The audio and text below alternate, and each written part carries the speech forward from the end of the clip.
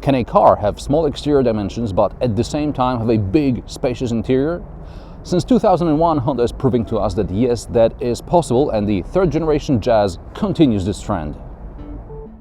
Over almost 15 years, Honda sold 5.5 million Jazzes around the world. In many markets, this model is known as Fit. In 2008, Honda Jazz went into second generation, and as of 2015, we have the third generation.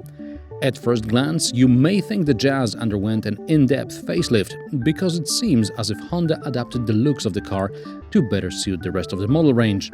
However, wheelbase is now 3 cm longer, and the total length of the car increased by almost 10 cm to just below 4 meters. Back in the day, compact cars were this size, but Jazz is still a Supermini. Honda boasts that Jazz is all about flexibility and space. The 354-liter boot is again something you can find in the C segment. Under the boot floor, there is a repair kit and a place for some bits and bobs, but there are no shopping bag hooks. Instead, you get almost a flat loading surface when you fold the back seats. This is something you don't get even in all compact cars. But what I really love about Hondas, it's the magic seats. If you have a Honda, you probably know this feature, but it always makes an impression on me.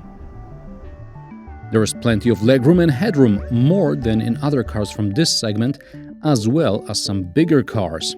The secret lies in the fuel tank located under the front seats. In the front, the dashboard is nice and clear. Honda calls it a 3D cockpit for reasons which remain obscure to me, because in the Honda HR-V, the Speedo is really 3D and psychedelic. Fortunately, here we don't have that problem. What do we have here? We have a couple of cup holders here, a place to put a bottle of water. In the door bins, yeah, you could store your phone. No, you couldn't. You couldn't store your phone here. This is a place I keep my chestnut, so I can put my mobile phone here in another cup holder, but that's not a very good idea, because you either get cold air in the summer or hot air in the winter, and it probably doesn't do your smartphone a lot of good. There is an average size glove box here before the passenger, and a very small compartment under the armrest. It's very small, and it's not really an armrest, because you would have to drive like this to actually use it. And this isn't really a car to drive like this. But in it is a 12-volt socket and a USB port. Here is another USB port and another 12-volt socket and an HDMI port. Which takes us nicely to the infotainment system. At first glance, it looks quite modern and advanced, but upon closer inspection, it's just counterintuitive. There are too many icons on the screen, but since there are a couple of home screens, you can personalize it. But it's the details. For example, postal codes. In Poland, there are 5 digits with a dash between the first 2 and the last 3 numbers. Most sat-navs know there is going to be a dash and put it in automatically for me. Here, I have to switch from the QWERTY keyboard to special signs, find the bloody dash, and go back to QWERTY. I know in some countries postal codes are just a series of numbers and letters, but sometimes there are spaces, dashes. If you have a car with Honda Connect system, let me know how it works in your country.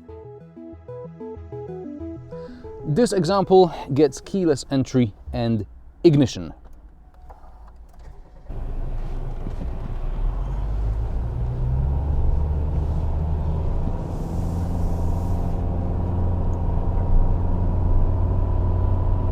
You can choose your Honda Jazz with a 1.3, 102 horsepower iVTEC petrol engine, or you don't have another choice. But you can choose between a 6-speed manual or a CVT gearbox. The latter makes the car slightly slower and slightly more frugal. There's a reason why CVT makes your car more frugal. The scientific explanation is that continuously variable transmission matches exactly the right gear ratio to your engine speed, but at the same time it makes noises as if your clutch is slipping. And the less scientific explanation is that in order to avoid this terrible sound, you'll go easy on the fun pedal. subconsciously you end up driving like an eco-terrorist or a complete knob. But at least Honda is not terrorizing us with an eco button. There is only an eco nanny which lights up green when you're nice and blue when you're not nice.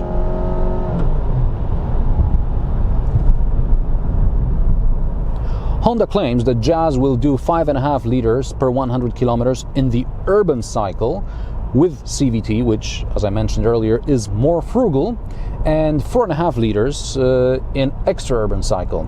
After a few days of doing the best I can, I got 6 combined. The Jazz is surprisingly stiff for its segment. Bad roads are a no-no. Stick to nice and flat surfaces, which is where the Jazz can even be fun to drive. You just have to put it into sport mode. Yes, the CVT comes with a sport mode. And use the paddle shifters to imitate gears. And, you know, it's surprisingly fun. The steering is very sharp, and it does get a bit noisy, but whoa, the brakes are brilliant. Back to normal driving mode, sort of like a pensioner. Rear visibility is not bad at all, but I do have a problem with reflection of the dashboard in the windscreen, especially on sunny days, so that's not cool. And Honda may claim that Jazz's sound insulation is one of the best in class, but above 100 kilometers per hour, the wind noise is noticeable, to say the least. Depending on the trim level, the Jazz comes with collision warning, traffic sign recognition, lane assist system, automatic high beam lights, and an intelligent speed limiter, which I cannot fathom. There are also parking sensors front and rear, and in top spec models you also get a reversing camera. The parking sensors and reversing camera are a wise choice because this car, despite its segment, it's not very good at maneuvering.